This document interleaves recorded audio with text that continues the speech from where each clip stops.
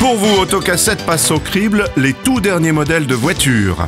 Avec aramisauto.com, vente de voitures neuves et d'occasion, on refait les essais. Ce sont les essais d'Autocassette, avec aujourd'hui une routière venue de Corée du Sud, mais pas n'importe quelle routière. Il s'agit de la toute nouvelle Kia Stinger. On en parle avec Jean-Michel Normand, Le Monde. Bonsoir Jean-Michel. Bonsoir. Jean-Christophe Lefebvre, Flottes Automobiles. Bonsoir. Bonsoir Jean-Christophe. Jean-Luc Moreau, RMC. Bonsoir Jean-Luc. Bonsoir. Et Stanislas Laroumet, Automoto. Bonsoir Stanislas. Bonsoir. Vous ouvrez le feu avec cette Kia Stinger. Alors GT très musclé, c'est ce qu'on peut dire, parce que j'ai vu les motorisations, ça va de 200 à 370 chevaux, c'est ça? Alors pour le coup, j'ai essayé la 370 chevaux. Autant carrément. dire tout de suite qu'elle va pas faire beaucoup de ventes en France, puisque c'est quand même, je pense qu'il y a un cap psychologique. Est-ce que vous seriez prêt à mettre 70 000 euros, malus compris, de 10 000 euros, Malus compris, merci le gouvernement, dans une voiture coréenne? Alors ceci dit, elle vaut peut-être 70 000 euros, mais pour moi, elle les vaut. Parce que déjà, je trouve très intéressant et très courageux de la part de Kia de commercialiser une voiture comme ça, qui a un vrai style. Pour la petite histoire, j'entendais un de mes confrères au Japon, au salon de Tokyo, qui me disait « Oui, les Coréens ne savent pas dessiner les voitures. » Entre le Kona, Ça, la c'était Stinger... avant. Non, c'était il y a 15 jours. Ils ne savaient pas dessiner avant. Voilà, ils ne savaient pas les dessiner avant. Donc voilà, donc peut-être un malvoyant. Et je trouve qu'elle a un vrai style. Alors, ils appellent ça pompeusement coupé 4 portes. Un coupé, pour moi, ça n'a que 2 portes. Donc on peut parler plutôt de berline basse. 4,83 m, donc très grosse voiture, imposante. Et alors, avec ce V6, 3,3 litres biturbo, 370 chevaux, accouplé à une boîte automatique à 8 rapports et 4 roues motrices. Spécial Anne Hidalgo. Voilà, et ben elle est vraiment sympa à conduire. Alors c'est un peu lourd, mais c'est relativement agile, c'est dynamique. Ça marche évidemment de folie, ça annonce 270 km/h en vitesse de pointe. Et puis il y a quand même, je reviens sur le style, voilà, on a une voiture différente. Optima un petit peu quand même. Oh non, L'arrière est quand même. Un petit peu, oui. Moi, je trouve qu'elle est très belle de l'arrière. C'est de l'arrière qu'il faut la voir et dans la nuit. Moi, c'est comme ça que. Mais là, elle est pas très jolie. Moi, je l'ai eu en rouge. Elle est plus jolie. Oui, elle est plus. L'inspiration, c'est une inspiration ouvertement néo-rétro, dire que les marques coréennes n'ont pas de passé, donc elles s'en inventent un. Et donc le designer qui est français d'ailleurs a expliqué qu'il s'était inspiré de la culture grand tourisme des années 50 pour dessiner cette voiture. Et je trouve que ça marche plutôt bien. Elle est, moi, je la trouve très très glamour et à conduire, c'est pas trop lourd, c'est très agréable. Alors, le problème derrière ça, c'est quoi une voiture sportive moderne aujourd'hui? Est-ce que pour faire une voiture sportive moderne aujourd'hui, est-ce qu'on a le choix entre les Allemands qui se répètent, ou est-ce qu'on a le choix entre ces propositions-là, qui sont des propositions néo-rétro très jolies, mais qui regardent quand même l'avenir dans le rétroviseur? L'intérieur de cette voiture, Stanislas, qu'est-ce qu'on peut en dire? Bon, là, il y a moins de surprises, mais c'est vrai qu'on retrouve des aérateurs ronds, par exemple, qu'on avait chez Audi à une époque. On est évidemment très bien assis. Il y a beaucoup de place à l'arrière, même si on est un petit peu confiné à cause de la garde auto qui est un petit peu basse. Mais moi, encore une fois, je vous le redis, à conduire, j'ai trouvé ça remarquable. Alors pour vous parler de tarifs, je vous ai déjà parlé de tarifs, mais une Audi S5 par exemple, qui est à peu près d'une puissance équivalente, qui fait un peu moins de chevaux, qui fait 10 cm de moins aussi, ça vaut 75 700 euros.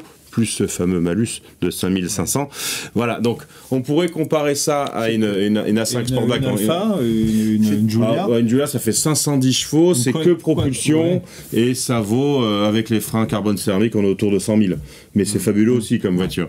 Là, voilà, je trouve ça vraiment bien que Kia ait voulu importer cette voiture en France, qui malheureusement ne va pas faire beaucoup de ventes, même aux entreprises, je pense. Même aux entreprises, Jean-Christophe. Oui. Si avec un diesel, pourquoi pas, Elle existe, en diesel. Elle existe en diesel. Quelle puissance? 200 chevaux en diesel. Il y a un 2 litres turbo aussi essence qu'on n'a pas encore essayé. Oui. On fait que du haut de gamme. Non, mais certaines petites entreprises, de petits patrons, veulent absolument se distinguer des grosses boîtes et sont prêts à plonger dans ce type de véhicule à partir du moment où on leur offre une LOA ou une LLD intéressante. Et il y a la garantie 5 ans aussi qui joue... 7 ans, pardon. 7 ans chez Kia. Je confonds toujours Kia et Hyundai. Moi aussi. 7 ans. Jean-Michel. Ouais, en plus, ça peut donner un halo un petit peu différent à la gamme Kia, qui est une... même si c'est un petit peu plus charmeur que Hyundai, c'est une clientèle très pragmatique qui va sur ces voitures-là. Et avec ce genre de véhicule, il y a possibilité de donner un côté un petit peu sexy à cette marque. Et là, vraiment, c'est de la belle ouvrage. Alors moi, je voulais vous poser une question de généraliste, parce que je ne suis pas un spécialiste comme vous, messieurs. Vous essayez ces voitures coréennes depuis des années maintenant, vous les avez vues évoluer. Est-ce que vous trouvez justement qu'elles évoluent en bien? Et pourquoi ne s'installent-elles pas en Europe, et en tout cas en France? On en vend très peu. Ça commence à décoller. Moi, je me souviens la première Kia que j'ai essayé, c'était le Sportage en 94, qui était un petit 4x4. C'était franchement très très mauvais. Mais bon, ils arrivaient sur le marché. Alors si, ils s'en vendent quand même un petit peu. J'ai pas les chiffres en tête là, mais ils commencent à faire de l'image surtout.